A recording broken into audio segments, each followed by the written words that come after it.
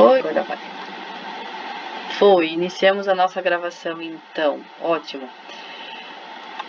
Gente, vocês veem aqui então a minha tela, como a gente estava comentando, né, sobre a questão das férias, como eu disse para vocês, estive de férias e durante as férias, eu não sei se vocês tiveram contato e acabam também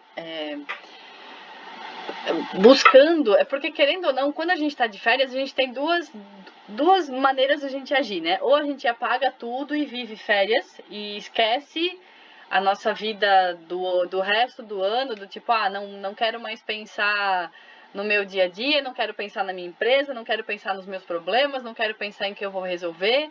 Lá no dia anterior que eu for voltar de férias, eu vou pensar nisso.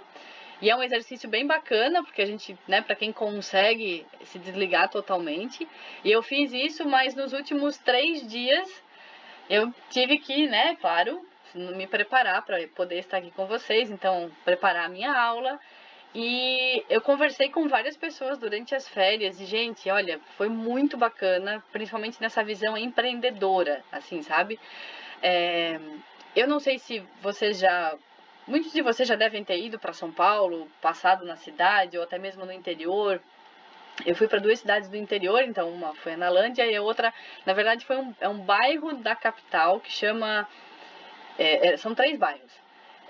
Evangelista de Souza, Barragem e... tem um que agora eu esqueci. São 3 bairros, um seguidinho do outro. E, gente, vocês não têm noção. A cada porta, você olha para o lado, você vê um comércio. Você olha para o outro, você vê um comércio. E é interior mesmo, assim, sabe? De ter a rua, a principal, a avenida principal, se estacionar 2 carros, o terceiro não passa no meio. Então, é um estacionado e um espaço para um carro passar. Se vier outro, você tem que dar o ladinho, mas é só um estacionado, sabe? Então, eu não sei se vocês conhecem essa região ali de São Paulo. Até eu queria lembrar o nome do terceiro local, mas enfim. Nesse sentido ali, de pensar no empreendedorismo lá dessa região, foi muito legal. Porque eu ainda comentei com meu esposo, eu falei para ele, olha só como é que é aqui, né? Pelo número de pessoas, pela quantidade de pessoas que a gente tem na capital, na cidade de São Paulo, todo empreendimento tudo dá certo, né? Qualquer coisa que você abre, dá. Por mais que... Aí eu ficava pensando, né? Será que essas pessoas fizeram algum curso de empreendedorismo? Será que essas pessoas se especializaram de alguma forma, né? Se planejaram de alguma forma para estar onde elas estão? Enfim, né? A gente fica nessa dúvida, né? Mas tava lá. Inclusive teve um que a gente passou. Tem alguém querendo entrar aqui. Teve um que a gente passou lá, que chamava Shopping. Não sei se vocês... Eu até vou escrever ali no chat, deixa eu botar aqui. Que eu achei muito criativo o nome da loja. Shopping da Leninha. Não sei se alguém conhece. Shopping. Assim. É assim mesmo. Esse ficou marcado pra mim, dentre todos os outros, claro, que a gente foi vendo. Tá lá no chat. E, gente, é muito legal mesmo a gente poder viajar e olhar isso. E, então, assim, né, aí, claro, eu tentei fazer esse desligar, mas tudo que eu olhava eu tava pensando no empreendedorismo, em coisas para trazer aqui pra gente poder conversar, enfim. Então, hoje a nossa ideia aqui é falar sobre os aliados do negócio. A gente já falou em alguns momentos anteriores sobre os stakeholders, né? As pessoas com quem a gente pode contar durante a nossa trajetória de negócio. Então, os stakeholders seriam os nossos fornecedores, os parceiros, os aliados do negócio, as pessoas que elas não têm responsabilidade sobre o negócio em si, mas elas nos ajudam muito, né? Inclusive, um dos stakeholders são os nossos clientes, né? Então, nos ajudam super. Se eu não tenho clientes, não tenho... como é que fala? Por quê, né? Não tem razão de ser do meu negócio. Mas hoje, os aliados que eu estou falando aqui são as pessoas com quem a gente pode contar para enfrentar os desafios. Então, assim, com quem que eu vou efetivamente dividir a responsabilidade pelo meu negócio? Eu vou dividir essa responsabilidade ou não vou dividir essa responsabilidade? Eu serei a pessoa do negócio, eu serei o empreendedor apenas, único e exclusivamente, né? Por que esse ponto? Porque quando a gente vai falar em empresa, em montar um empreendimento, né? A gente tem várias formas de fazer isso, né? Ali, tanto prestação de serviço, venda de produto, ok. E existe um ponto importante que é a questão da formalização. Ah, professora, mas eu não estou a fim de me formalizar, porque olha só, eu estou criando um empreendimento que ele é uma segunda fonte de renda, eu tenho um trabalho, eu sou CLT, e na minha trajetória, na minha rotina da minha semana, eu achei um tempinho para eu desenvolver uma atividade hobby. E eu não tenho intenção de me formalizar, não quero ser MEI, não preciso emitir nota fiscal, não tenho intenção de tornar isso uma empresa maior. É um negocinho, eu vendo Avon, vendo Natura, né? Sou empreendedor nesse sentido. Tá tudo certo, gente. Não tem erro nenhum nesse sentido. Você querer incrementar a sua renda com algum hobby, algo assim, né? Mas aqui a questão é, supondo que o seu negócio iniciou como um hobby, eu gosto de fazer lá um artesanato ou outro, mexer com madeira, ou eu gosto bastante, eu tenho habilidade com eletricidade, né, eletricista, encanador, esses serviços gerais aí, e eu vivo fazendo bicos, e agora eu acho que eu gostaria de tornar isso realmente um negócio, quero, enfim, não estou empregado numa outra atividade e eu gostaria de ter aí uma segurança, um INSS, um FGTS, e o microempreendedor não tem, né? Porque, claro, depende muito da gente. Na verdade, o empreendedor em si, ele acaba não, como ele é pro labore, ele não saca o FGTS, né? Mas, enfim, ele acaba pagando alguns tributos, principalmente o INSS, que esse é o ponto, que é aquela questão da segurança, se você vir a ter algum acidente de trabalho, se você vir a ter alguma doença que te impeça de trabalhar, você tem aí a previdência que pode te dar um suporte por algum tempo. Então, essa é a questão, né? Vocês vão decidir se vão formalizar ou não os seus empreendimentos, mas para formalizar a gente precisa conversar sobre isso aqui, que são os aliados, a forma de você fazer isso. Aqui eu vou dar para vocês umas pinceladas gerais, tá? Então, o que eu indico já de antemão? Que vocês tenham um contador ou até mesmo um advogado, dependendo do negócio que vocês forem abrir, consultem essas pessoas. Consultem um contador de confiança, consultem um advogado de confiança. Professor, eu não conheço ninguém que seja contador ou advogado, não tenho ninguém que eu possa realmente ter confiança de tratar sobre esses assuntos. Não tem problema. Você vai marcar uma hora com algum desses, né, ou até mesmo os dois profissionais, e faça o exercício de marcar com mais de um, para que você tenha opiniões diferentes. Igual médico, né? Quando a gente vai no médico, que a gente tem uma decisão importante a tomar, a gente acaba indo em mais do que buscando mais do que uma opinião de especialista. Então, a mesma coisa aqui, tá? Então, para vocês terem segurança do que vocês efetivamente estão fazendo. Então, né, ou vocês podem fazer isso sozinhos, ou vocês contam com sócios, e aí tem as formas de sociedade para efetivamente executar isso, tá? E aí tem as várias formas da gente abrir esse negócio.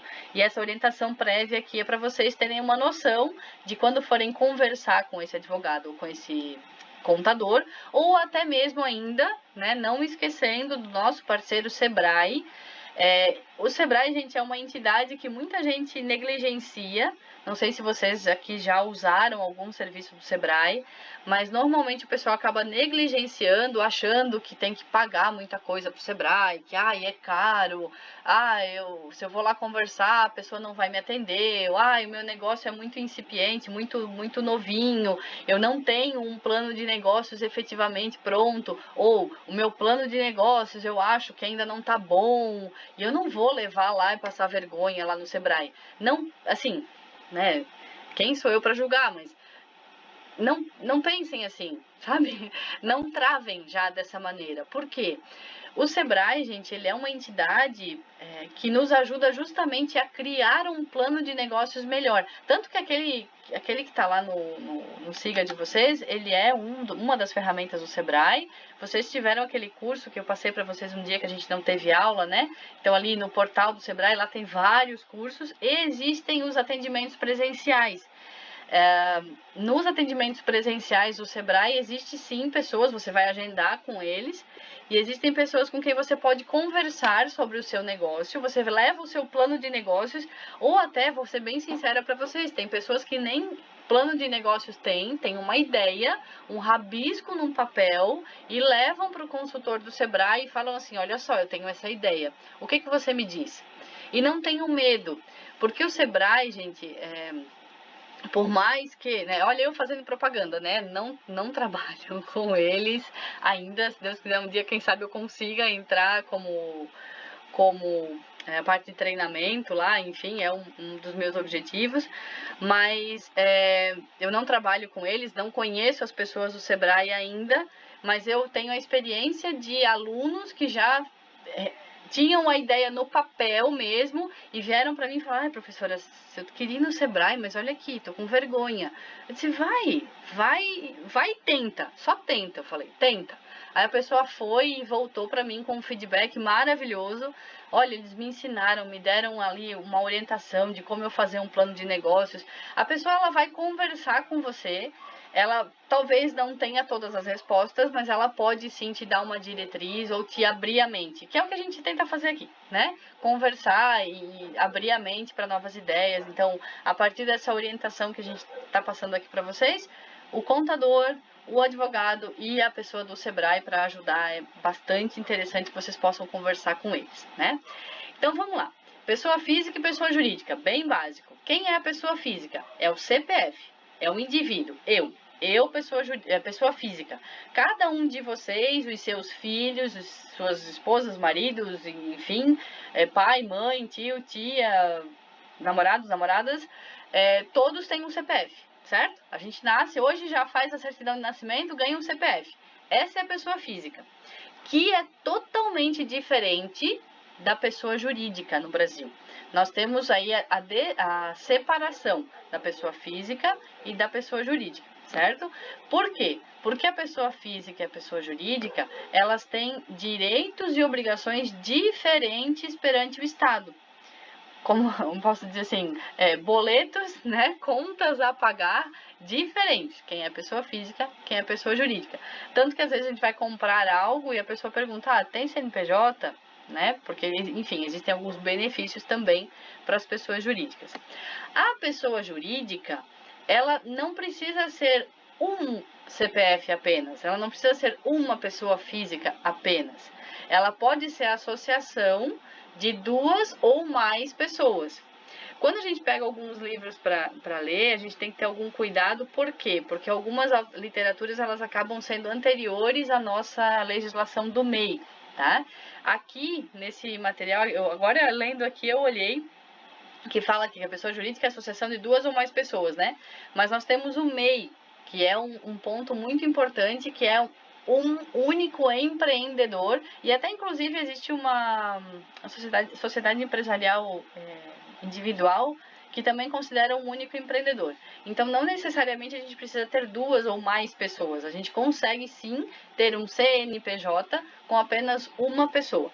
Mas a ideia geral nós temos personalidades distintas. A pessoa jurídica é uma persona, é um ser, vamos dizer assim, e a pessoa física ou as pessoas físicas que constituem a pessoa jurídica ou são outros seres. Por que eu estou falando isso? Em que sentido que eu estou falando isso? Vocês já devem ter ouvido... que susto! Vocês já devem ter ouvido falar de empreendimentos que acabam indo à falência, ou pedindo concordata, ou até pedindo abrindo falência ou abrindo concordata, algo nesse sentido, né? Como é que funciona isso?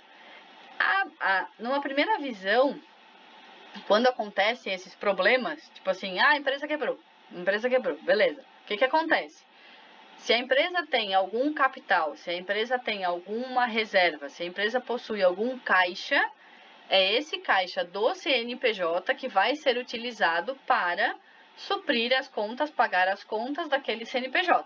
Então, às vezes, a empresa tem lá o imóvel dela, né, que está registrado no CNPJ, é ele que vai para jogo. A empresa tem uma conta bancária que está vinculada ao CNPJ, os valores dessa conta vão para jogo. A empresa tem algumas ações no nome dela, né, registradas com o CNPJ. São essas ações que vão ser utilizadas. Todos esses valores serão utilizados para pagar as despesas a partir do momento da falência, da concordata e tudo mais. Ok. Tá, professora, mas e se esses valores que a empresa possui não são suficientes para cobrir todas as despesas, como acontece no caso de empresas grandes que têm aí despesas com o CLT, com os colaboradores, né? Pagamento de INSS, FGTS atrasado, os próprios salários, os benefícios, enfim. Como é que funciona? Funciona que os sócios, os donos, são responsabilizados pelas contas devedoras, vamos dizer assim, né, do CNPJ. Então, primeiro, você vai, quando acontece alguma coisa dessa, né, de algum problema, assim, de você falir uma empresa, as contas, os valores em posse do CNPJ já são todos confiscados para pagamento dessas despesas.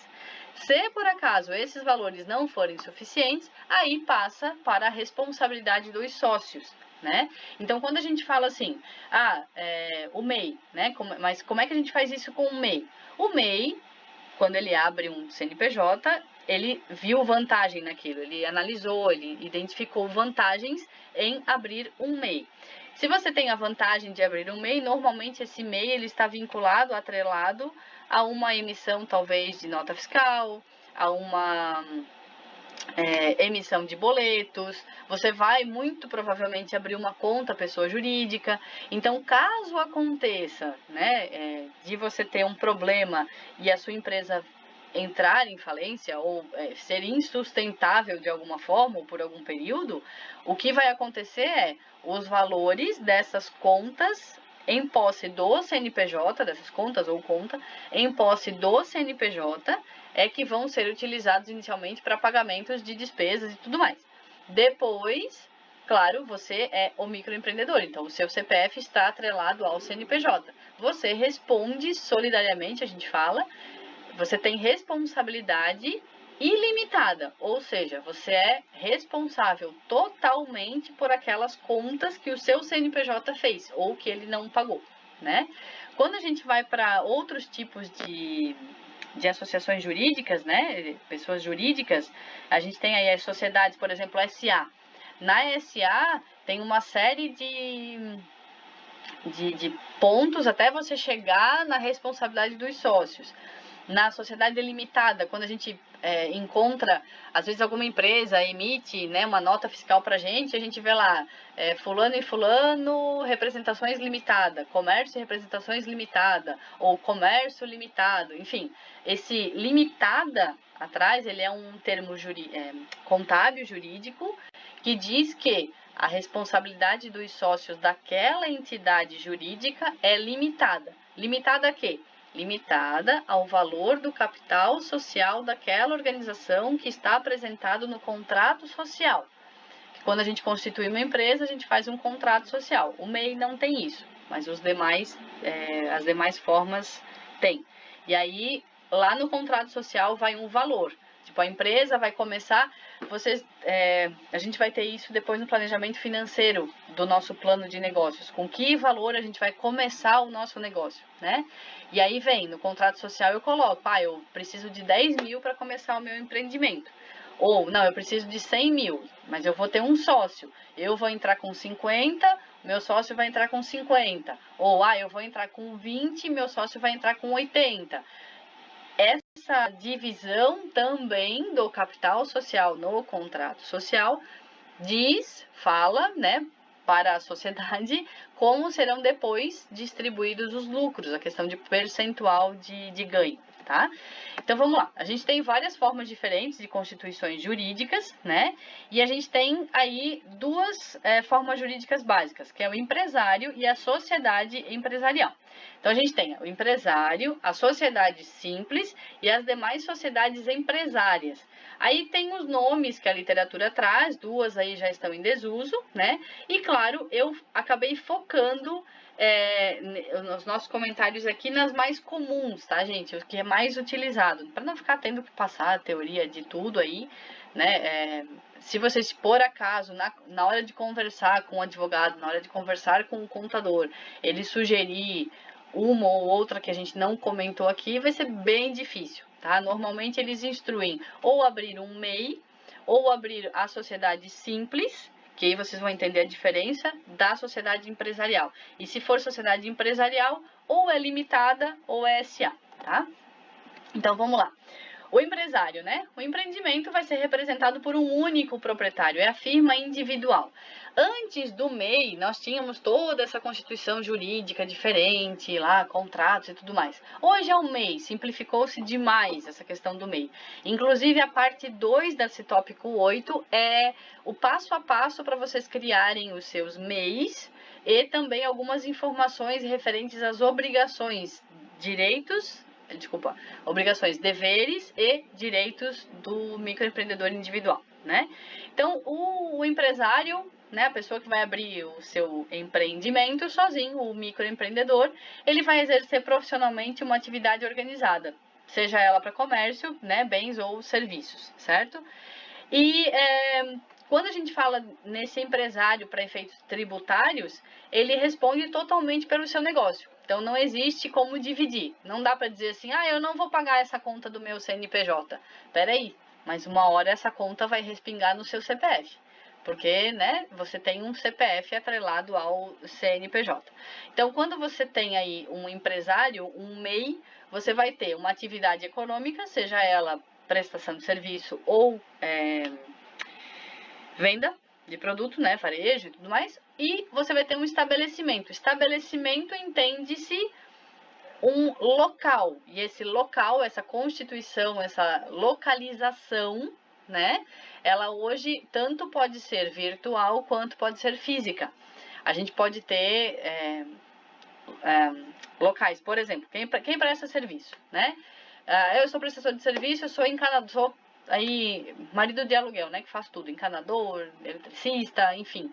Eu não tenho um local específico para atendimento, eu atendo a domicílio. Mas quando eu vou registrar a minha empresa lá no MEI, quando eu vou fazer o meu MEI, quando eu vou fazer lá a sociedade empresarial ou, né, o empresário individual, eu vou ter que informar para a Receita Federal, na junta comercial, enfim, onde eu for cadastrar, eu preciso informar um endereço. Então, esse endereço pode ser, sim, o endereço pode, obviamente vai ser, né? O endereço da minha residência. Não, eu não quero. Não quero vincular minha residência com o meu trabalho, eu vou alugar uma sala. Tudo bem, não tem problema, o seu endereço vai ser o endereço da sua sala. Mas entenda, nós precisamos ter um local, né? Pode ser a sua casa. Eu vendo produtos pela internet. Ótimo, sem problema nenhum, você tem um estabelecimento virtual.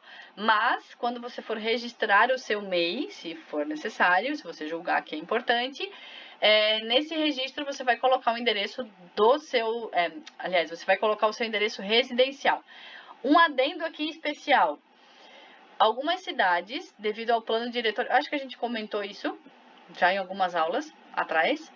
Devido ao plano diretor da cidade, eles não permitem que você tenha empreendimentos, ainda que seja MEI, ainda que seja prestação de serviço, ainda que seja virtual, enfim, mas não permite que você tenha um CNPJ atrelado àqueles endereços, ou melhor, aqueles bairros, né, bairros específicos. No nosso caso aqui, falando aqui de casa, né, meu esposo é MEI, e ele é vendedor de cosméticos, ele é MEI. O nosso prédio, o nosso condomínio tem uma cláusula como é que chama? Eu esqueci, no regimento, né? Existe uma cláusula lá no nosso regimento que nós não podemos utilizar o endereço do condomínio ou de qualquer um dos apartamentos aqui do prédio para fins comerciais. Então, quando foi para a gente registrar o MEI dele, ele ele alugou, né, uma sala, uma sala não, um puxadinho, vamos dizer assim, né? Na casa dos meus sogros tem um puxadinho, e aí naquele bairro é possível abrir CNPJ, e aí lá ele conseguiu fazer um contrato de aluguel e conseguiu, então, e realmente lá é o estoque dele, porque a gente não tem espaço em casa, né? Então, é importante observar isso, tá, gente? Quando vai abrir o negócio, principalmente se você vai formalizar, né? É importante verificar com o plano diretor da sua cidade ou até mesmo com o regimento interno do seu condomínio, se você pode ou não abrir o CNPJ atrelado ao seu endereço residencial, tá? E aí, claro, né? O empresário. Hoje a gente tem o tal do MEI, mas tem alguns detalhezinhos, algumas atividades que ainda não podem ser exercidas como microempreendedor individual. Então, quando a gente tem atividades que não podem ser exercidas pelo registro do MEI, a gente vai ter o registro do empresário individual. E aí tem várias opções, né? Mecânica de automóveis, sapataria, mercearia, né? Que pode ser como é que fala? Podem ser sociedades, podem ser empresário individual ou MEI, dependendo lá. Eu sei que tem algumas atividades. No portal do empreendedor lá tem algumas atividades que não podem ser atreladas ao MEI. E isso a gente vai falar no tópico 2, tá? Na parte 2 até. Eu não trouxe as atividades, mas ela tá super, até trouxe o link, tá super lá, fácil de acessar, tá? Qual é a questão do MEI ou do empresário individual? Você não tem ninguém para te ajudar. Você é sozinho, você toma as suas próprias decisões, você vai ter talvez alguns colaboradores, dependendo do seu negócio, se for MEI só um, ou né, agora a legislação está sendo revista, enfim. Mas de qualquer maneira, você é o cabeça da empresa e você vai tomar as suas decisões em relação ao seu empreendimento. Então tenha consciência de que você pode errar, você pode acertar, mas as responsabilidades são suas, né? Você pode conversar com terceiros, mas as responsabilidades são única e exclusivamente do empresário. E outra situação normalmente esse empresário ele conta apenas com recursos próprios ou empréstimos de curtíssimo prazo. Não sei se vocês já viram alguns empréstimos dedicados ao MEI, se eu não me engano, além de valores, são R$ 5.000 que as empresas oferecem, né, as financiadoras, R$ 5.000 para pagar em até um ano.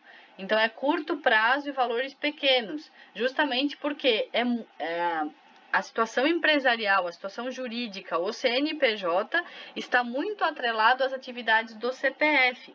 E, de repente, N coisas podem acontecer.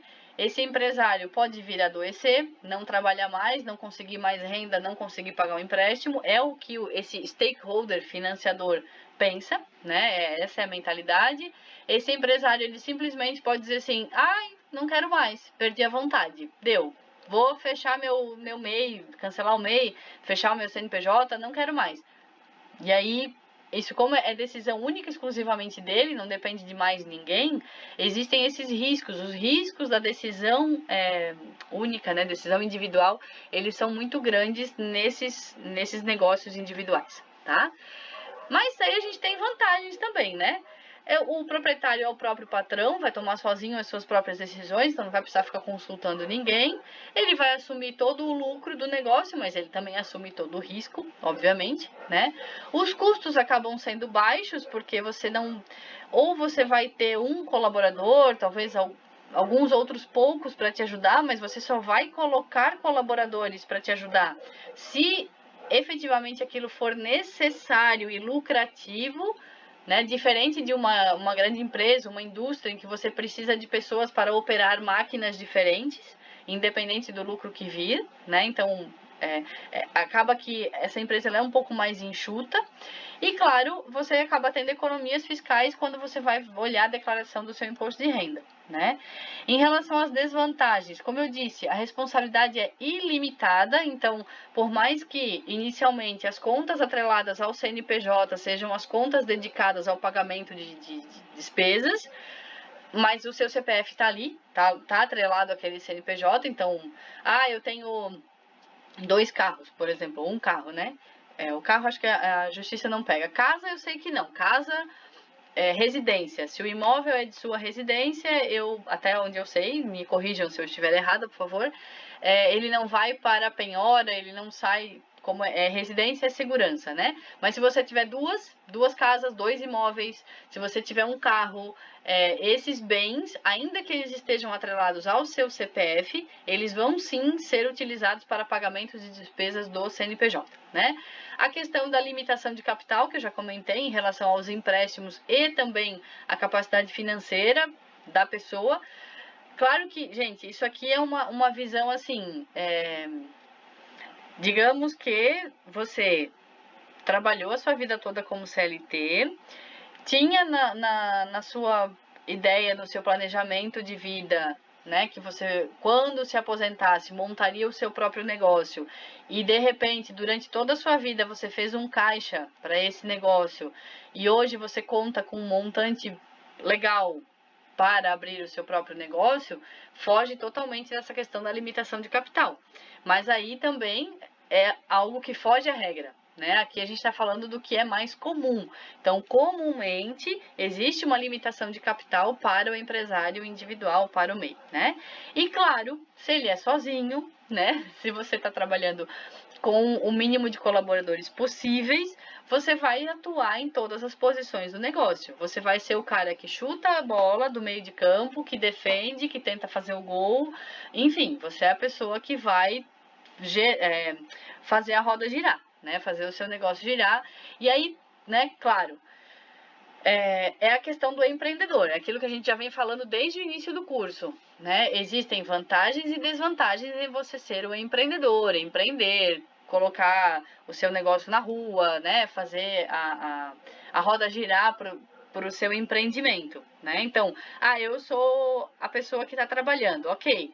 Nossa, mas a minha cabeça não desliga. 2, 3 horas da manhã eu acordo pensando no meu negócio. Sim, vai acontecer dias que isso, ok, realmente isso vai acontecer. Porque você é a pessoa que lida com o seu negócio. Isso é horrível. Ótimo, aí nós temos que trabalhar a questão de ansiedade, é uma outra situação pessoal, né? Mas, ao mesmo tempo, poxa vida, eu gostaria de sair com a minha família, meu negócio tá dando super certo, consegui me programar, né? Tô aí há 1 ano, aí, o que é normal, né, gente? Tô aí há 1 ano pensando em passar um feriado com a minha família num local especial, aniversário de casamento, aniversário dos filhos, você tá se programando e você gostaria de emendar o feriado do carnaval, por exemplo, né? Que normalmente as pessoas trabalham na segunda e folgam na terça. E aí você resolve ir passear, né? Viajar na sexta de noite após o seu expediente e voltar só na terça-feira. Você, enquanto empresário, como pessoa responsável pelo seu negócio, você consegue se programar para isso, né?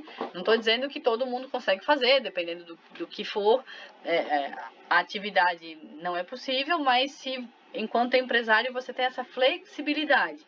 Tem os prós? Tem os contras também. Aí vai de vocês gerenciarem essa questão, né?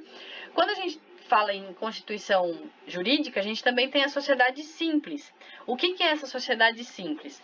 Na sociedade simples existe um ponto que é específico, é bem importante, que é a questão de serviço. Na hora lá de criar o contrato social, eu não estou criando apenas com valores. A pessoa, ela não entra apenas com valor, com montantes em dinheiro para agregar o capital, agregar a situação da sociedade. Ela entra também como serviço. Então, a gente fala que sociedade simples, a gente tem pessoas que exercem ou profissão intelectual, ou de natureza científica, ou artística, enfim. Mas, normalmente, na sociedade simples, a gente tem médicos, dentistas, fisioterapeutas, quem mais? Eu acho que até advogado, se eu não me engano, pode constituir sociedade simples. Enfim, então aqui vamos ficar com os médicos e com os dentistas, que eles se associam e aí criam uma sociedade simples, que não necessariamente envolve dinheiro às vezes, né, dependendo da situação, mas envolve prestação de serviço e existe a partilha dos resultados, né, para essas duas pessoas. Não existe um empresário que vai... É diferente... Vamos ver se vocês conseguem entender a diferença de uma empresa e de um consultório, por exemplo, né? Salvo a parte inicial de montar o consultório, né? Digamos que a gente já tem um consultório montado e 2 pessoas ali vão trabalhar nesse consultório, seja ele consultório médico. Vamos para o médico. O médico é menos custoso do que o dentista. Hoje, para montar um consultório odontológico, está em torno de uns 120 a 150 mil reais. Aí a pessoa vai ter que ter, né, uma remuneração ali para bancar isso. Mas vamos falar do médico. O que é um médico? O médico ele não precisa de um consultório bonito, com iluminação, com mesa, cadeira bonitinha para atuar. Se ele está no meio da rua, aconteceu algum problema, ele vai atuar ali, né? Se for de vontade dele, óbvio.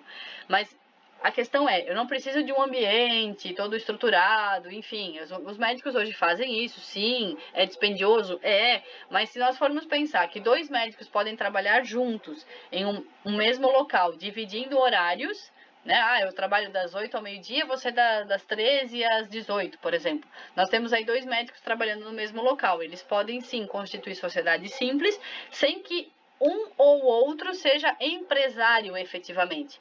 Eles vão ter que tomar decisões, por exemplo, o planejamento estratégico do nosso consultório, para onde nós vamos.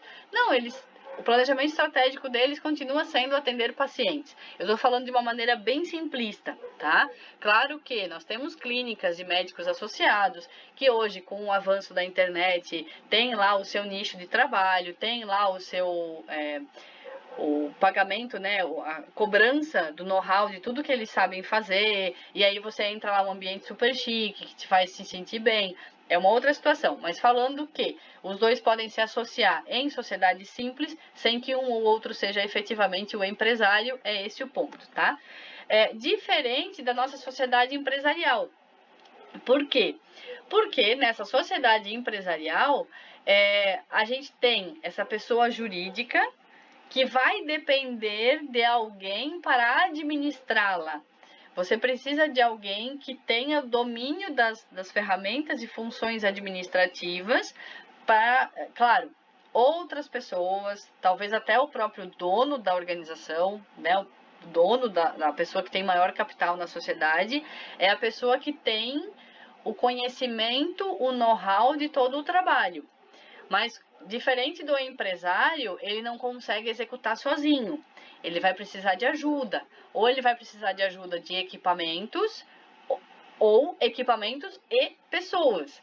E aí, para isso, ele vai precisar administrar questões várias de depreciação de equipamento, de investimento da empresa, dos próprios colaboradores, né?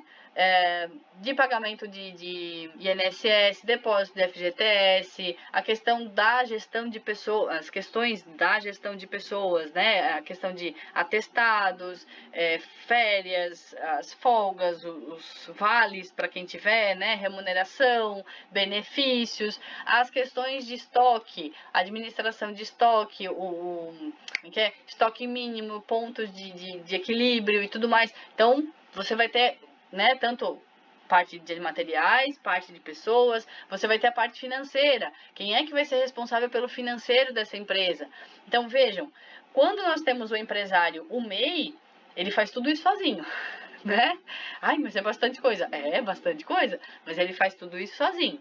Quando nós trabalhamos com sociedades um pouco maiores, principalmente a sociedade anônima, falando aqui SAs, pensem quantas são as SAs que a gente conhece e quais os tamanhos dessas SAs, né? Então, Klabin SA, que mais? Malve SA, eu acho que é daqui da região, Malve SA, Zen SA, ZM SA, que são empresas daqui da região, né? São sociedades, são empresas, não é SA. Enfim, as SAs são empresas enormes, empresas gigantes.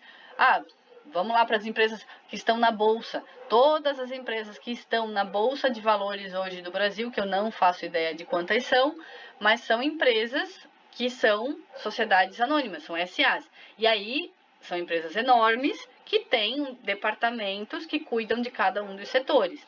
Professora, mas a sociedade é limitada, então como é que é? Ela é um pouco menor do que a sociedade anônima, menor em questão de capital e menor em questão de também volume de pessoas e trabalho, obviamente, né? Se diminui a questão do capital, diminui também o volume de trabalho, mas ela ainda assim não deixa de ser grande, né? Nós temos grandes empresas que são limitadas, porque existe a responsabilidade limitada dos sócios, tá? Nessas sociedades, então, vamos começar com a limitada. O que é a questão da limitada? Como eu já disse, a responsabilidade dos sócios. Então, para começar, eu não tenho apenas um empresário, eu vou ter mais do que um sócio, né? Vamos ter aí 2 ou mais sócios. E essa responsabilidade diante dos direitos e das obrigações da organização é limitada ao valor do capital social. Então, claro, quando a gente vai dar um nome para a empresa, A, B e C, Comércio e Representações Limitada. O que a B e C faz? Ela comercializa algo e ela representa empresas. Então, ela representa e comercializa produtos. O que mais? A, B e C, livraria e papelaria. Ótimo, ó, ela é livraria e papelaria. O nome sempre vai estar atrelado à atividade econômica. Isso é legal, a gente precisa ter isso. Além disso, no nome, na razão social dela, vai ter uma siglazinha pequenininha lá no final, chamada, né, LTDA, que significa limitada. Se não houver esta sigla atrelada ao nome, significa que você perde a responsabilidade limitada. Vamos trazer aqui para valores. O que é responsabilidade limitada? Significa que no contrato social, quando eu vou abrir a minha empresa, eu vou dizer, essa empresa ela vai ser uma empresa de pequeno porte, né? E eu vou usar para abrir ela um valor de 100 mil reais. Beleza. Quanto cada um dos sócios vai contribuir? Cada um vai contribuir com 50%, que nós vamos dividir os lucros ao meio, ok? Então, 50 mil para um, 50 mil para outro. Fechou. A empresa está em atividade, lá aconteceu que, a um dado ponto, ela acabou se endividando e abriu falência, né? Então, os sócios, um tem uma mansão lá não sei aonde, o outro tem uma BMW, né? O outro tem, digamos que sejam mais sócios, o outro tem uma Ferrari, mas ok, a empresa quebrou, joia. O que acontece com a empresa, né? Aí os dois sócios, um tem uma mansão e uma BMW, o outro tem uma Ferrari. Quando a gente vai para as contas da empresa, mesmo que eles tenham inúmeros bens ou bens extremamente dispendiosos, a questão das contas e despesas está limitada aos 100 mil reais do contrato social. Exatamente significa isso. Não importam os bens dos sócios, importa que um valor está lá dito no contrato social. Claro que juridicamente, depois, né, com muito tempo, muita paciência, muita calma, a depender do entendimento de juízes, isso pode vir a respingar nos CPFs, mas é muito difícil, porque legalmente, pelo Código Civil, se eu não me engano, existe essa questão da limitação ao valor do contrato social. Mas eles esqueceram de colocar na razão social lá esse LTDA no final. Se eles esqueceram de colocar, tchau mansão, tchau Ferrari, tchau BMW, porque daí eles têm agora responsabilidades ilimitadas, né, das despesas da empresa. Eles têm sim que atrelar os seus bens pessoais também às despesas, tá? Quando a gente fala em SA, é uma outra constituição, né? A maioria das nossas empresas hoje constituídas são limitadas. Nós temos aí quantidades de empresas. Então, nós temos o MEI, que está em expressivo crescimento, né? Até por conta da situação financeira do país, né? Então, nós temos o MEI em expressivo crescimento, as limitadas, aí também bastante evidentes, né? As sociedades simples acontecem sim, mas elas dependem dos médicos, dentistas e tudo mais, então depende de profissionais, por isso que acabam tendo um pouquinho menos de expressão. E, por fim, as SAs. Dado o seu tamanho, né, o tamanho da SA, também a gente não tem, falando assim em proporção, né, mais limitadas, EMEIs, obviamente, do que SAs e sociedades simples, tá? Mas as SAs são o quê? São empresas que se inscrevem na Bolsa de Valores lá e são sociedades por ações. Então, os sócios, os acionistas da empresa acabam sendo os sócios, né? Então, quando você adquire, que daí tem dois tipos de ações. Existem as ações ordinárias, que são os sócios, as pessoas que realmente estão lá gerindo a organização, e tem as ações preferenciais, que são aquelas para nós, réis mortais, que podemos entrar na bolsa, investir e tudo mais.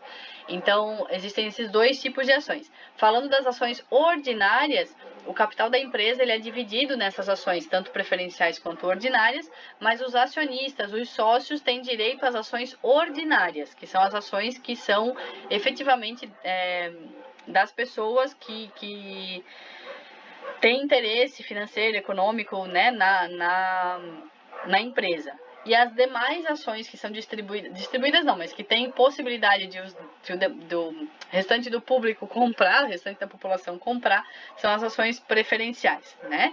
E quando você compra uma ação, você se torna acionista dessa sociedade anônima. Por isso, sociedade anônima.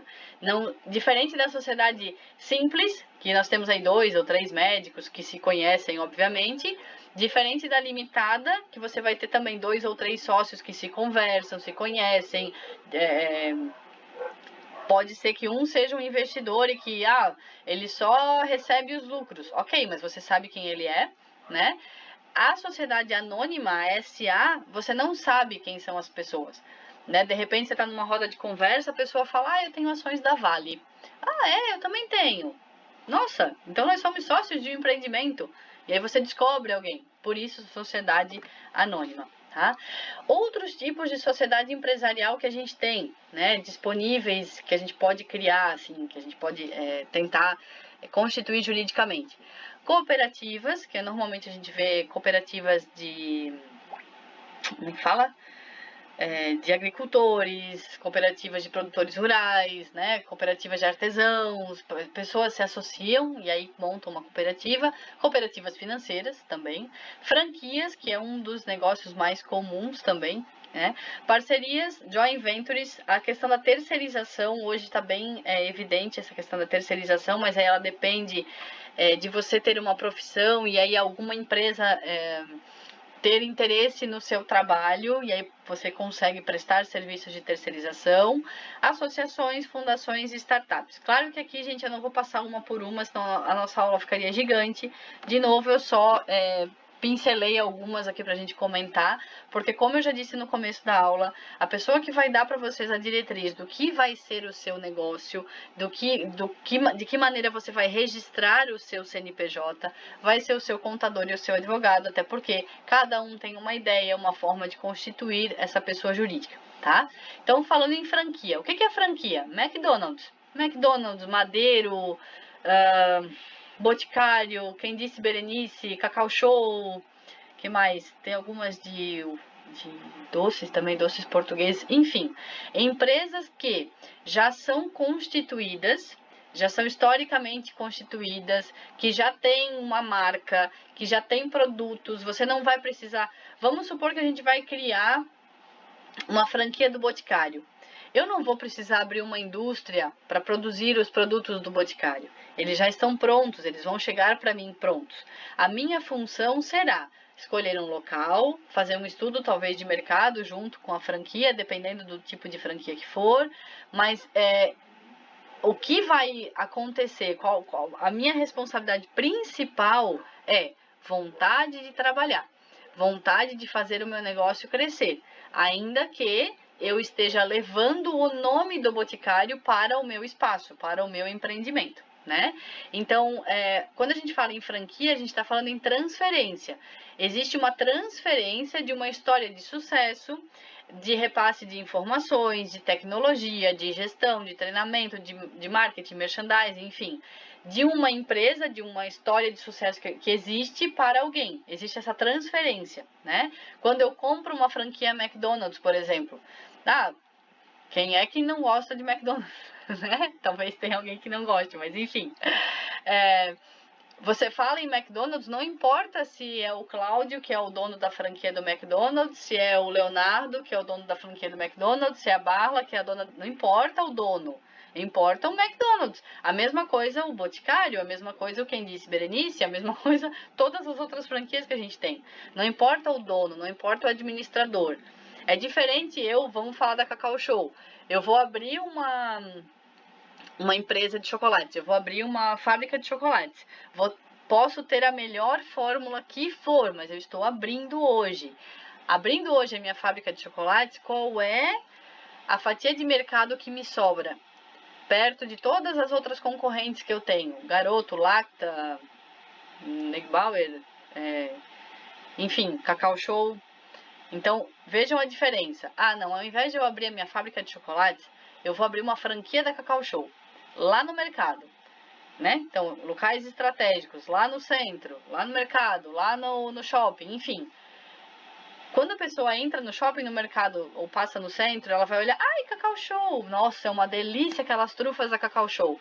Não interessa se é a Barla que está à frente do negócio. A trufa da Cacau Show é uma delícia. Existe uma marca constituída, existe uma presença de mercado, né? E claro, né, gente, a questão da franquia, a essência da franquia está na parceria. A parceria entre alguém que já tem o know-how, tem o conhecimento, tem a marca, tem o nome, com aquela pessoa que quer empreender. Então, qual é a vantagem para o dono da Cacau Show abrir uma franquia, eu vou dizer aqui em Brusque, né? Que é a cidade onde eu tô. Abrir uma franquia aqui em Brusque, abrir uma franquia em Gaspar. A intenção é levar o nome da Cacau Show para mais cidades, o maior número de cidades possíveis. Levar o nome da Cacau Show para o maior número de consumidores possíveis. O dono da Cacau Show, sozinho, ele teria condições de atender o interior de Santa Catarina, como no caso aqui é a minha cidade? Talvez não. Ou talvez ele tivesse, mas pensa na incomodação dessa pessoa. O quanto ele iria ter que ficar de olho nas suas franquias. Se o cara mora, de repente, lá no Espírito Santo. Eu não sei onde é que mora o dono da Cacau Show, tá?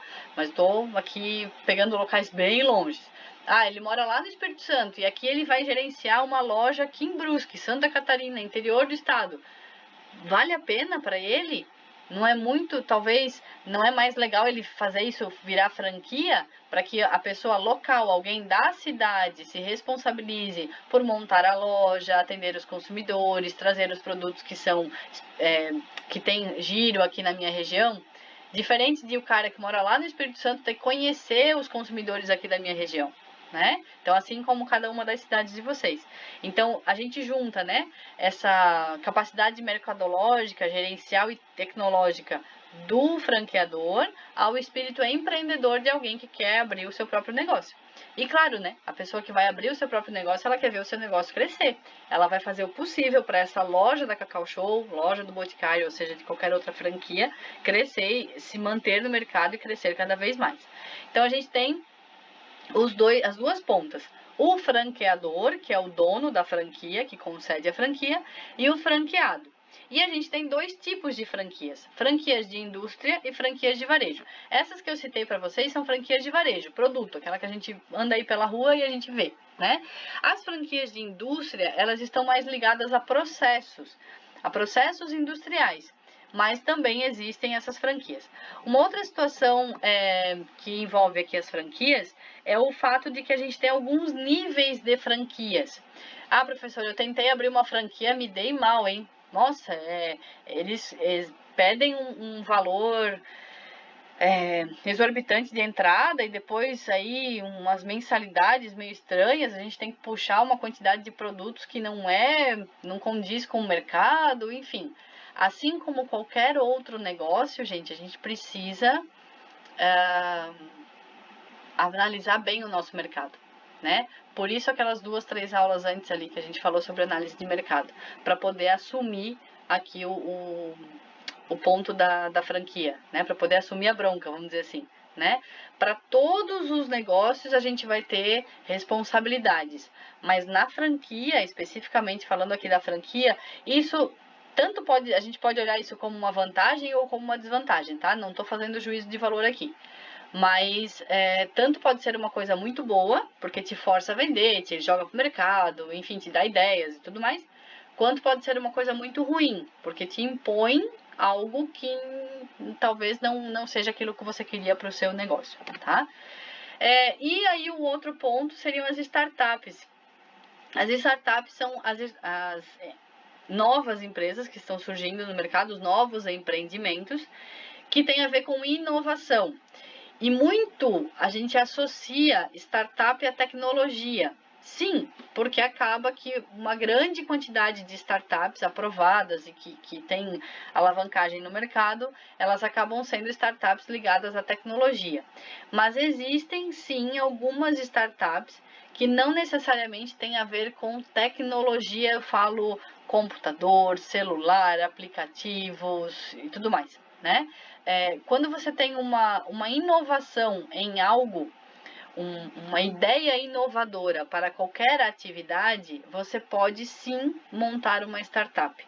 E aí, essa questão de abertura de startup, ela tem aí algumas diretrizes específicas, né? O Sebrae pode ajudar vocês em relação a isso também, ou até mesmo a gente tem em Florianópolis um centro que chama Sapiens,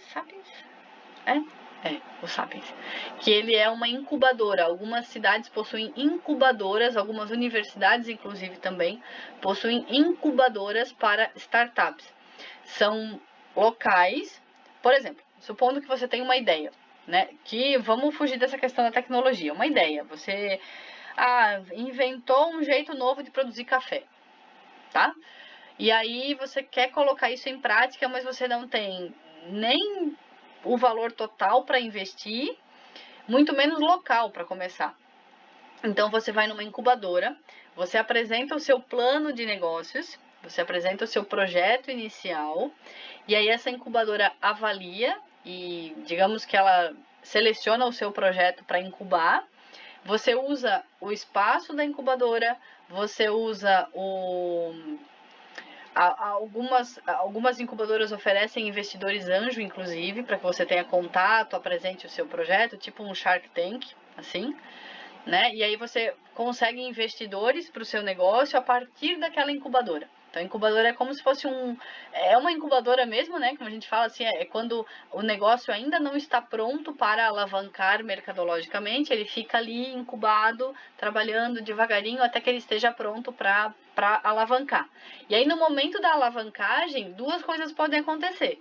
Você pode, como dono da ideia, levar a sua ideia para frente, junto com os seus stakeholders que você conseguiu agregar ali na incubadora, ou ainda você pode receber propostas de outras empresas que podem comprar a sua ideia e depois, claro, aí tem várias negociações, enfim, mas uma das mais interessantes é quando você mantém ainda um pouquinho de recebimento, né, um percentual de recebimento sobre o que essa ideia vai se tornar, né? Então você foi o mentor, você foi o gerador daquela ideia e vai continuar recebendo por ela aí, independente do que ela for se tornar, né? Então aqui, gente, é só como é que fala? Uma ideia geral, né? O tipo de negócio, qual é o tipo de negócio de vocês, se vai ser um negócio próprio ou se vai ser parcialmente próprio, né? Em negócios próprios, empresário, o MEI, a sociedade simples ou a sociedade empresarial, seja ela limitada ou SA, e aí se parcialmente própria, franquia, parceria, enfim, e os outros que eu trouxe. Aqui é nosso mapa mental do capítulo, e aí eu quero saber de vocês, que tanto falei aqui, ninguém me interrompeu e eu vou embora, né? Eu queria saber de vocês se algum de vocês já teve franquia, se algum de vocês já, na constituição empresarial, chegou a conversar com advogado, para quem já tem empresa, né? Conversou com advogado, conversou com um contador, se vocês têm um parceiro contador, me contem aí, como é que tá aí na trajetória de vocês, que eu já falei demais, tô até com dor de garganta.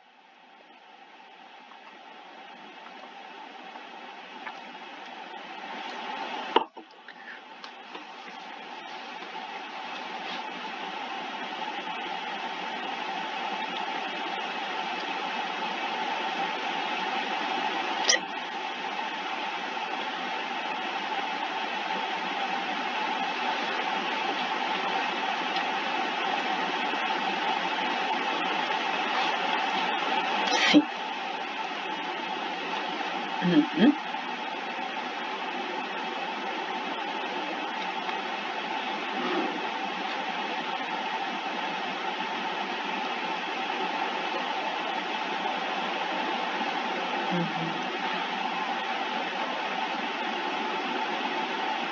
Sim. Por isso que a questão regional é muito importante, né, Thalita? Você conhecer o local onde você está, você ter noção do mercado que você vai assumir, né? Aquela questão da análise mercadológica. Provavelmente a pessoa que abriu essa loja de malas aí, ela não tinha, talvez não tinha feito uma pesquisa de mercado a fundo, a ponto de identificar que o tipo de viagens que as pessoas fazem na região ali que ela ia atender, né? Porque existe quando é algo presencial, você tem um raio de abrangência, né?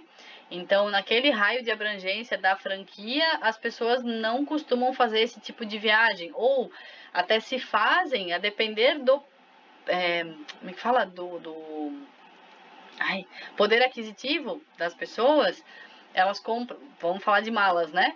Você compra uma mala e usa essa mala até quebrar, até estragar, enfim, se você vai fazer uma viagem internacional, talvez, dependendo, né? Não, eu sou uma pessoa super bem sucedida e viajo uma vez por mês. Na nossa região aqui, pelo menos Brusque, Blumenau, se a gente conseguir achar 10 pessoas que fazem viagens internacionais do nada, assim, né? Uma vez por mês, é bastante, né? Então, é uma região, assim, diferente de São Paulo, por exemplo. São Paulo você tem, pelo número de pessoas que tem lá, eu estou comparando agora porque acho que são 40 milhões, 45 milhões de pessoas lá.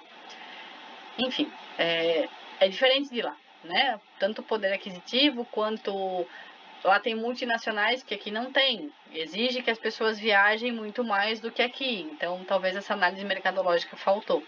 E sim, a franquia ela tem isso. Ela dá resultado rápido, óbvio. As pessoas conhecem a marca.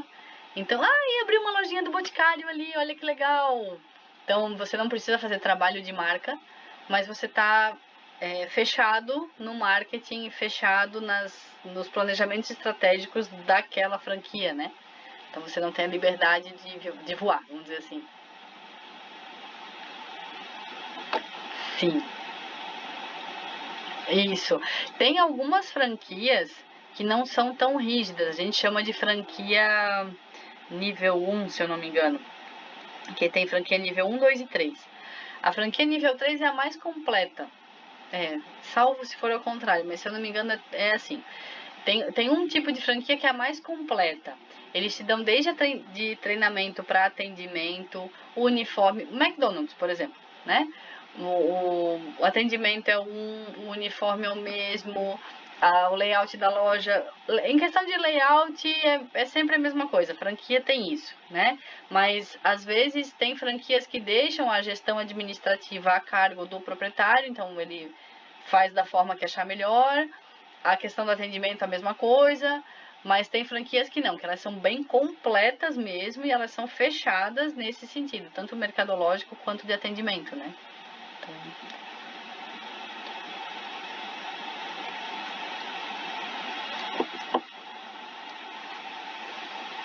Eu acho que você pode reaproveitar, porque você cria uma empresa primeiro e depois você atrela ao contrato da franquia. Entende? Você vai ter que criar um CNPJ seu. Claro que quando você está na negociação de franquia, você está falando com a empresa e acaba que as coisas acontecem ao mesmo tempo. Você faz o seu contrato social, já em seguida já sai o contrato de franquia. Então, a impressão que nos dá é que uma coisa está atrelada à outra. Mas quando você cria uma empresa, ela é sua. Certo? O espaço físico, o aluguel, ele não vai ser contratado em nome da franquia do Boticário. Ele vai ser contratado no nome da empresa que a Thalita escolheu, né? Então, aí imagino eu que seja separado. Fala, Daniel.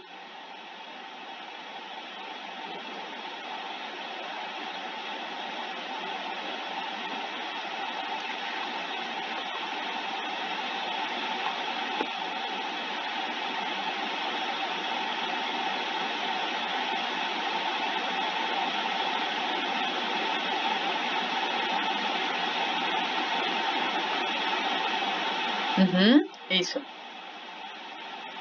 Uhum.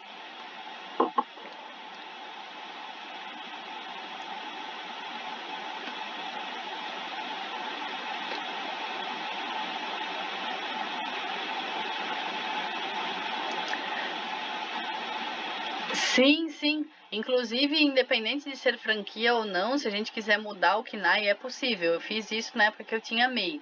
Eu já fui MEI por muito tempo. Eu tinha uma empresa de artesanato e depois eu mudei ela para quando enfim, eu tentava fazer alguma coisa para conseguir renda enquanto estava no mestrado, no doutorado. E aí quando eu acabei, eu mudei ela para empresa de treinamentos. Eu consegui fazer a alteração do KNAI. Isso é possível fazer no MEI e nos demais contratos sociais, sim. O objeto social você muda, não sem necessariamente cancelar o CNPJ, né? Você mantém ele. E por isso que eu acho que a franquia é possível fazer isso também. Porque tudo que você. Inclusive, é uma cláusula do contrato de franchising, que você vai. Ela fala assim, que todos os deveres. Tem um nome específico juridicamente, mas é como assim, ó, todos os deveres que esse CNPJ tiver que assumir, né, todas as obrigações do CNPJ não são obrigações da franquia. Então são responsabilidades separadas, né? Uma coisa é o CNPJ, outra coisa é a franquia. Então por isso que eu acho que é possível sim, quando você cancela uma franquia, você continuar com o CNPJ aberto. Talvez a loja você tenha que mudar de local, aí vai tudo especificado no contrato, né?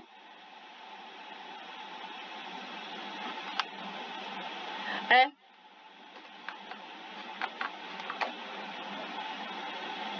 sim.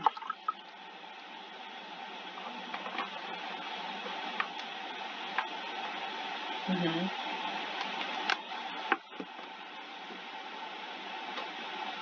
Sim. Aham.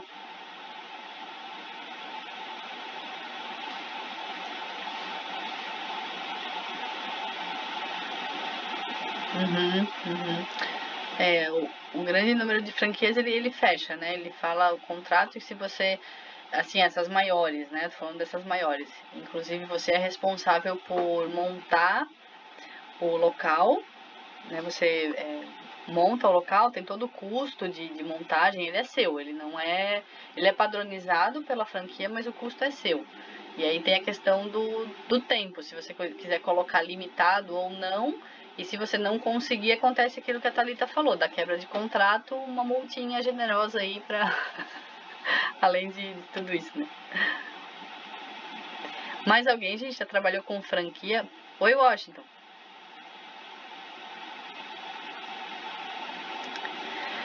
Não, Washington. Na verdade, bom, depende. Vamos lá, depende. Se você for investidor, sócio investidor, você pode. Você pode estar atrelado a mais de um CNPJ. O que é o sócio investidor? Né? Do tipo, você não ser MEI. Se você for MEI, você não pode ter o seu. Ai, como é que fala? O seu CPF atrelado a um outro CNPJ, se você for MEI, tá? Mas se você não for MEI, se você for só limitada ou SA, né? Porque daí a SA tá tranquilo.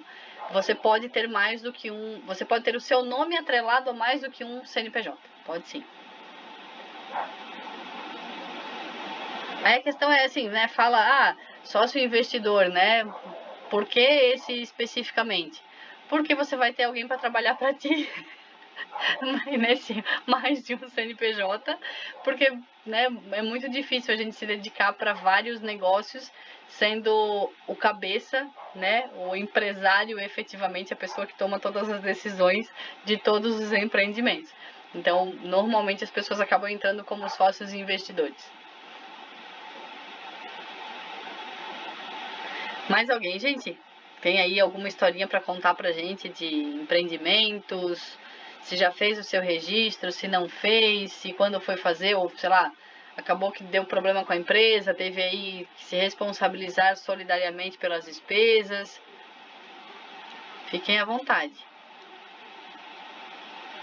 A Kelly colocou, ó, como limitada pode.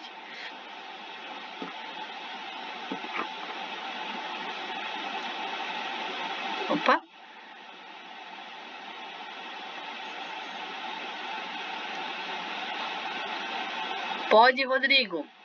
Pode ser CLT e ter MEI. Você não pode ser funcionário público e ser MEI. E se o seu CLT, ele não é... Porque algumas empresas, dependendo da sua profissão, vamos supor aí, você trabalha num escritório de engenharia e você é um dos engenheiros mais tops ali da sua equipe. O dono do escritório resolve colocar você, o dono do empreendimento resolve colocar você como sócio minoritário. Acontece muito isso, tá? E aí, quando você vai tentar abrir o seu MEI, não dá porque você é sócio minoritário de uma empresa. É sócio de uma empresa, independente do valor que for, né? Então, se você é somente CLT e não tem participação societária na organização, você pode abrir um MEI. Thalita, imagina?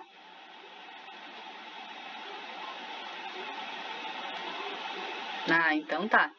Até depois na parte do MEI, até eu comento a questão do CLT, porque como eu falei, né, você pode sim ter uma renda fixa, um CLT, ok, né, estável lá, bonitinho, e aí você resolve abrir um empreendimento virtual, por exemplo, uma loja virtual que você vai se dedicar 2 horas no dia. Você pode abrir o seu MEI e ter esse empreendimento sem problema nenhum. Como é que funciona a questão de... por exemplo, auxílio doença. De repente você ficou doente e vai solicitar o auxílio doença. Você vai solicitar pelos 2 CNPJs? Não. O INSS vai identificar que você tem ali um MEI e CLT e você vai solicitar por apenas um. Na verdade, é o seu CPF que vai solicitar o auxílio doença. A mesma coisa, já o auxílio maternidade. Deixa eu ver. O auxílio maternidade ele é diferente. Eu acho que maternidade você recebe pelos 2.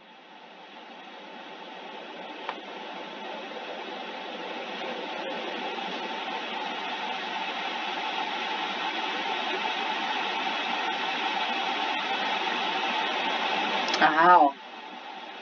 Sim. Eu sei que teve bastante modificação nesse ponto, assim. Mas a questão o MEI, ele veio como uma alternativa para as pessoas que não são CLT terem alguns direitos relacionados à Previdência, ao INSS, aos auxílios, né? Ele te dá os mesmos direitos de um CLT, certo? Então...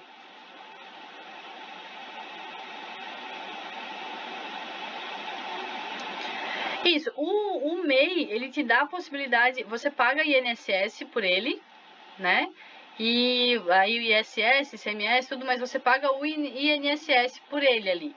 Então eu não sei como é que fica a questão de aposentadoria, até porque como o MEI é algo muito novo, né, relativamente novo pra gente, ainda não deu tempo dos MEIs chegarem ao ponto de aposentadoria, né? Mas ainda eu acho que ainda não tem ainda extremamente definido isso, até porque nosso sistema previdenciário está aí em modificações constantes, né?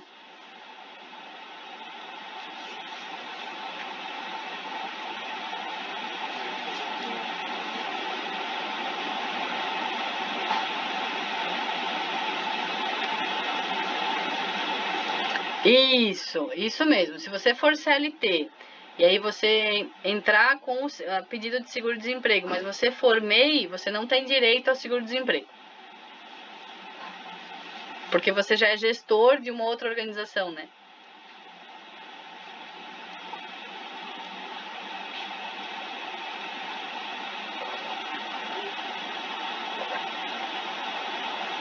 Uhum.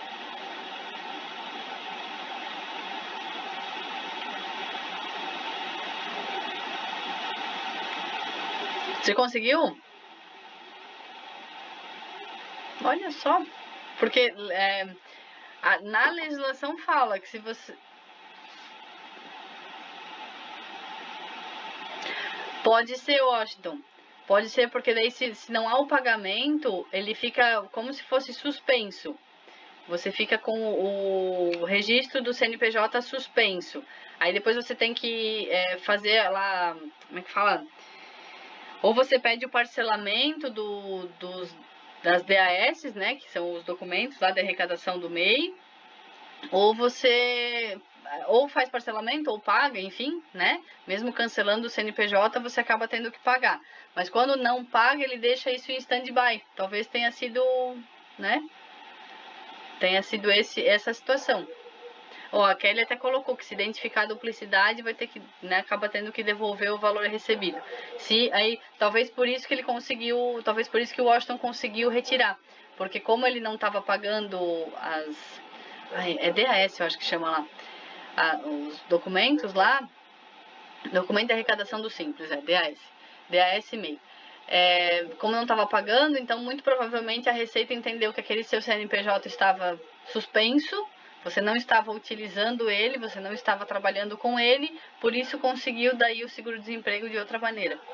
Né? Mas se você tiver um MEI ativo e você solicitar o seguro-desemprego, você não recebe.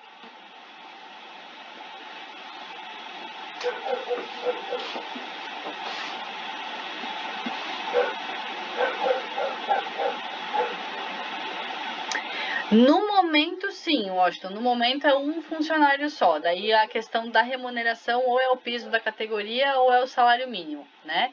Mas isso tá agora para ser discutido. Eu não vi como é que ficou essa questão até final do ano de 2022. Porque eu lembro que até inclusive é um deputado catarinense, ele estava correndo atrás de que essas legislações, esses projetos de lei em relação ao MEI fossem aprovados ainda em 2022 para que entrasse em exercício para o MEI 2023. 23 ou 24 agora? Enfim, eu sei que eles estavam correndo com isso para que a gente pudesse utilizar para o ano de 2023, nas declarações em 2024, entende? Não vi como é que ficou, mas a ideia é tanto de aumentar o valor de faturamento e compra, quanto a quantidade de funcionários, mas por enquanto somente um colaborador.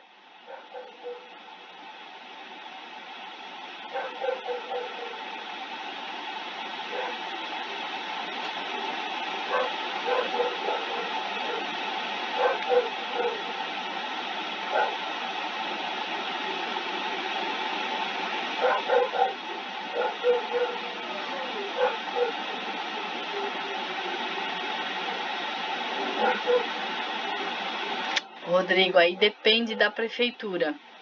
Depende muito do processo municipal. Mas eu imagino que seja algo mais tranquilo de fazer. Por quê? Porque como você vai fazer essa mudança, e também tem que ver com o contador, né, gente? Mas essa mudança, você vai mudar para simples, né? Isso, teoricamente, você vai precisar fazer alguns registros na junta comercial, a depender de que simples você vai se tornar. E aí, a partir do momento em que você faz o registro na junta comercial, encaminham-se os processos municipais, sabe? De alvará e de todo o resto. Então, aí como se fosse uma empresa mesmo comum, assim. Então, a depender da prefeitura, né, dos processos municipais aí, acaba sendo diferente de uma para outra. Mas o caminho é esse, você solicita essa alteração com o contador, ele te dá os passos para iniciar o registro na junta comercial e dali para frente se encaminham todos os demais processos.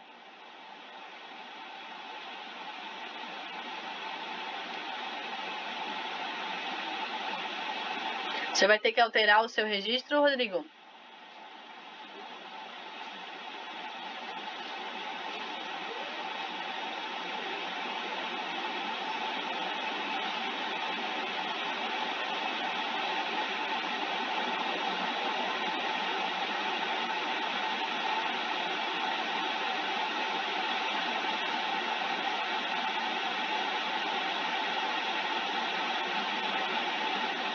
Entendi. 2023 excedeu os seus valores de faturamento?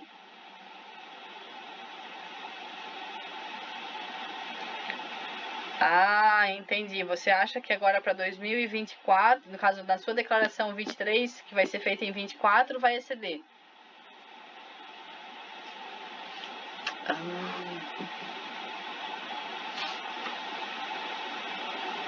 Sim.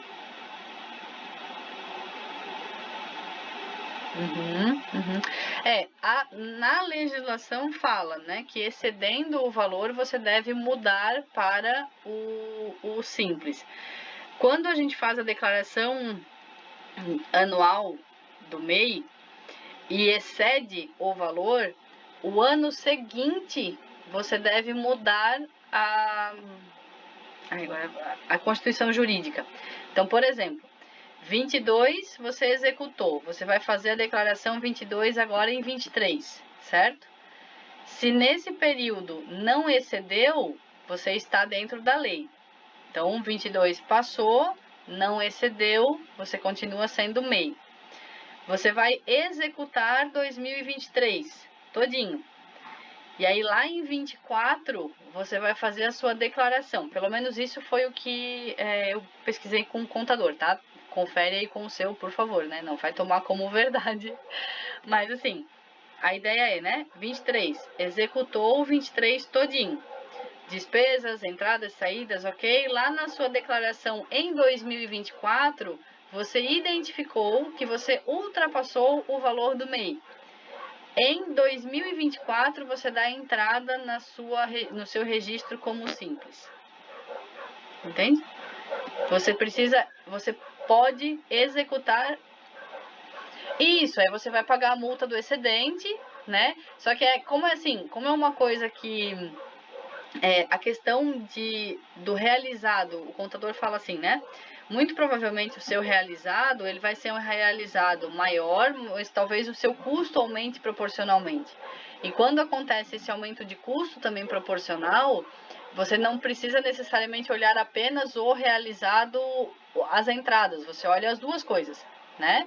Porque o MEI, ele é isso, ele é um empresário individual, então a sua empresa tem custos. Esses custos entram na declaração anual. Por isso que você faz o registro mensalmente das suas entradas e saídas, né? As despesas e tudo mais. Então, nessa hora ali, você vai ver, eu tive realizados maiores, mas os meus custos também aumentaram. Então, por fim, a questão, eu acho que são os 8%. Tem um percentual ali que não pode exceder. Então, excedeu. Aí, sobre esse percentual excedente, aí veio a cobrança lá em 2024 do realizado de 23, né? Que daí é quando você vai entrar com o processo do Simples.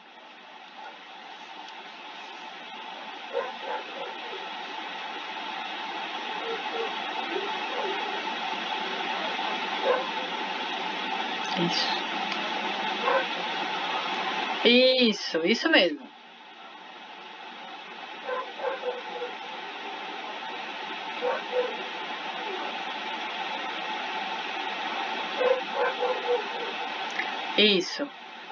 Isso porque... Isso, exatamente, porque o lucro presumido e real, eles têm ali a questão do realizado do ano anterior, tem o prazo, né? O MEI também tem prazo, mas aí ele conta que o que você realizou, você vai fazer a sua declaração, acho que até 31 de maio, se eu não me engano, aí o que você realizou, se houve excedente, a partir dali você pode pedir a readequação.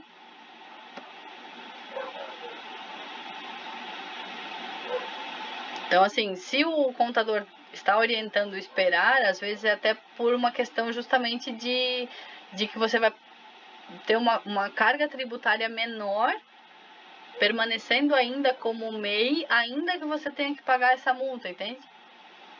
Então, né, vale a pena talvez olhar o valor da multa, qual é o percentual de multa, sobre o que vai incidir a multa, como é que vai ser, né? Porque como simples a gente passa 7 pontos, dependendo do valor de faturamento, né? Mas tem aí faixas, uma delas é 7,54%, eu acho, 7,58% em cima do faturamento. Então aí, né, é diferente.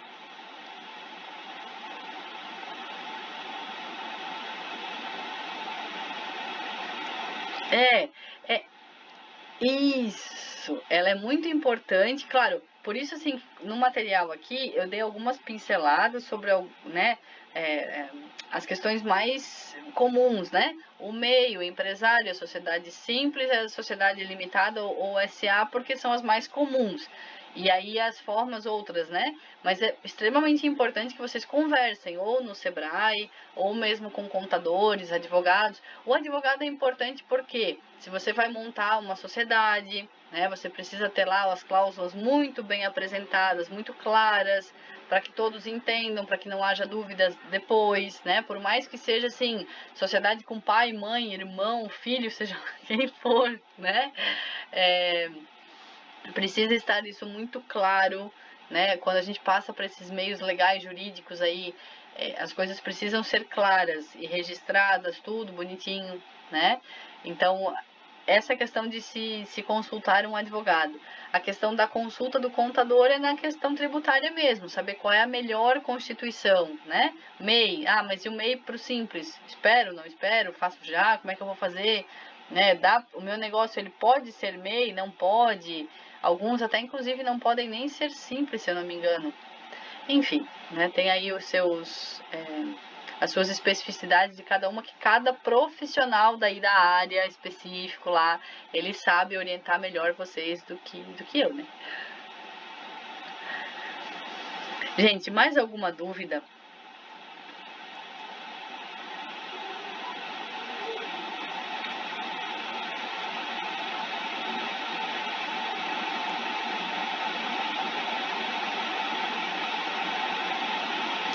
Isso.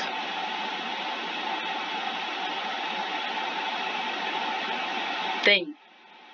Na verdade, não, o MEI não contrata outro MEI. Peraí, vamos lá. O MEI...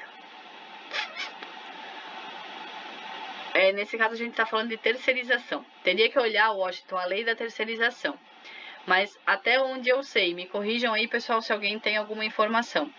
Até onde eu sei, limitadas, né, vamos falar aí das limitadas, podem contratar terceiros. Então, podem contratar MEIs para serem pessoas que vão produzir. Esse MEI, ele pode ter um funcionário, um colaborador, que responde a ele. Então, assim, eu contratei você é MEI, né? Então, eu te contratei para trabalhar comigo. Ok, você vai prestar serviço para mim. Você tem um funcionário. Supondo que você deixou de pagar o seu colaborador, eu não tenho nada a ver com ele, porque eu te contratei, você tem um MEI, você se resolve com ele. Essa é uma situação da terceirização. Agora, eu acho, até onde eu sei, né? Confesso que nessa parte não sei muito, mas eu acho que o MEI não pode contratar outro MEI. Você, enquanto MEI, pode ser contratado por alguém, por uma limitada ou qualquer outro. Mas você não pode terceirizar a sua atividade. Até porque, quando a gente fala em lei da terceirização, é isso, né? A parte da minha atividade, não a minha atividade fim, parte da minha atividade, outro pode executar. Outro CNPJ pode executar. Como o MEI, ele é único, ele é sozinho, né? Não justifica eu contratar alguém para executar a minha atividade. O MEI é a própria atividade fim, sabe? Então, acho que não há como um MEI contratar outro MEI. E acontece muito, Washington, aí nas partes, e aqui em Brusque também, porque as facções, enfim, eles não querem ter responsabilidades com a CLT, né? Quando você tem funcionários, colaboradores, trabalhando em facções, por exemplo, vamos falar de 10 pessoas, né? São 10 INSS, 10 FGTS, 10 férias, 10 décimos terceiros. E quando você contrata o MEI, você paga o valor da nota fiscal e ponto. Não mais, né?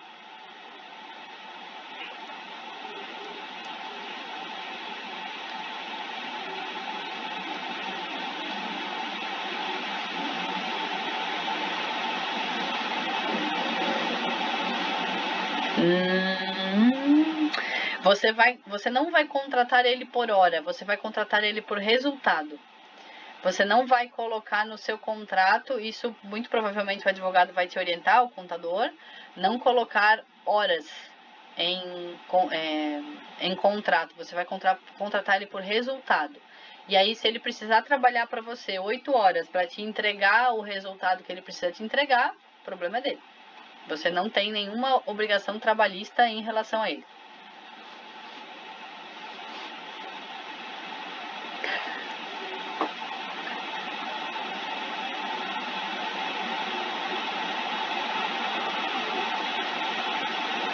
Ai, fugi.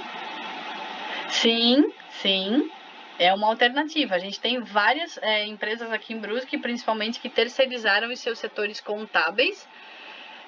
As pessoas viraram MEIs ou até mesmo abriram CNPJs como simples, para que as empresas, tipo, eles eram colaboradores de empresa, certo?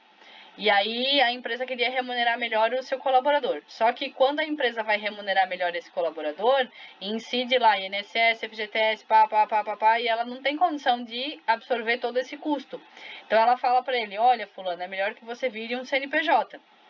Aí ele vira um CNPJ, a empresa contrata ele por um valor de salário maior, valor de pagamento, né?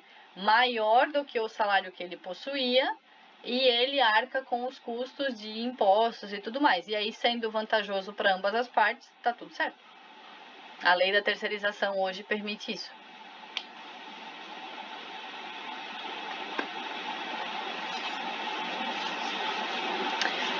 Gente, mais alguma coisinha? Temos mais alguma dúvida?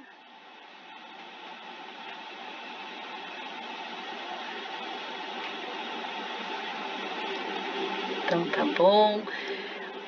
Se tiverem dúvidas, se forem surgindo dúvidas aí durante a semana, Rodrigo, Washington, Thalita, enfim, mandem lá no grupo do WhatsApp, a gente vai conversando, né?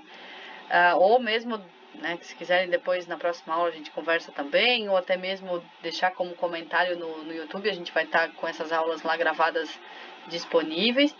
Gente, eu agradeço demais, demais a presença de vocês aqui hoje. Carinho mesmo, obrigada mesmo, de verdade. A participação de todos vocês. E vamos seguindo. Essa semana eu deixo com vocês depois a segunda parte da aula, atividade também. Finalizamos daí também a parte do tópico 7, né? E aí fica 7 e 8 para vocês seguirem aí. E aí, na semana que vem a gente se encontra. Sim, Kelly, hoje rendeu. No começo não deu, né? No começo atrasamos super. Mas agora temos aí 1h30. Washington, por favor, pode falar. O curso, Washington, ele tem, a agenda dele é até o dia 27 de março. Porém, o que nós temos nos últimos dias? A gente vai, eu até posso depois abrir para vocês o cronograma certinho, acho que eu já passei para vocês, né? O cronograma, eu não tenho ele aqui aberto. Peraí. Tenho sim. Deixa eu já olhar aqui bem direitinho para dizer para vocês. Porque a gente tem assim, ó, de conteúdo, a gente vai até um determinado ponto. E depois ficam apresentações da atividade final de vocês, tá? Então, nós temos 10 tópicos para tratar. Hoje nós fizemos o tópico 8. Nós temos mais o tópico 9 e o tópico 10, que vai acontecer no dia 23 de janeiro. Depois, a partir desse tópico, a gente vai ter no dia 30 a orientação de vocês para que vocês possam construir os trabalhos finais, né? E a partir do dia 30 de janeiro, na sequência, dia 6 de fevereiro a gente tem a avaliação 2. Depois, na sequência, a apresentação dos trabalhos finais até o dia, 13 de março. No dia 20 de março, nós teríamos atividades de recuperação, teremos se for necessário, e dia 27 de março, a divulgação das notas. Então, webconferência com trabalhos finais, é que também assim, né, gente, eu considerei trabalhos finais de toda a turma, eram 80 pessoas que estavam inscritas e tal, mas participantes ativos nós não temos 80, nós estamos ali nos 30, 40, né?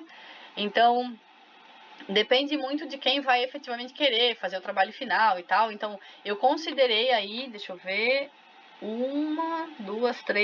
4 semanas para apresentações de trabalhos finais, né? Mas, se nós não tivermos quórum para todos esses dias, a gente acaba antecipando essas datas, tá? Mas na nossa agenda, o curso iria até o dia 27 de março. Tá bom? Mas aí na semana que vem, quando a gente for conversar sobre o tópico 9, eu já dou uma explanada para vocês o que é o nosso trabalho final, como é que a gente vai fazer, enfim, eu tô pensando ainda numa ideia aqui, eu só não queria fixar muito eu sei que o plano de negócio tem tudo a ver, a gente, né, assim, precisa muito trabalhar com ele, mas eu sei que tem gente que não está empreendendo efetivamente e que vai precisar de um plano de negócios e tal. Então eu tô pensando em algumas atividades diferentes, mas vamos ver, vamos ver. Talvez eu faça uma enquete primeiro, e aí o pessoal me responda, não, eu tenho uma ideia de negócio, não, eu não tenho ideia de negócio, e aí a gente adequa ali as avaliações para não prejudicar ninguém, tá? Mas na agenda o curso vai até dia 27 de março. Tá bem? Beijo, beijo. Obrigada aí pela atenção de vocês. E na próxima segunda a gente se encontra. Às 7 horas no mesmo link. Tá bom? Obrigada, gente.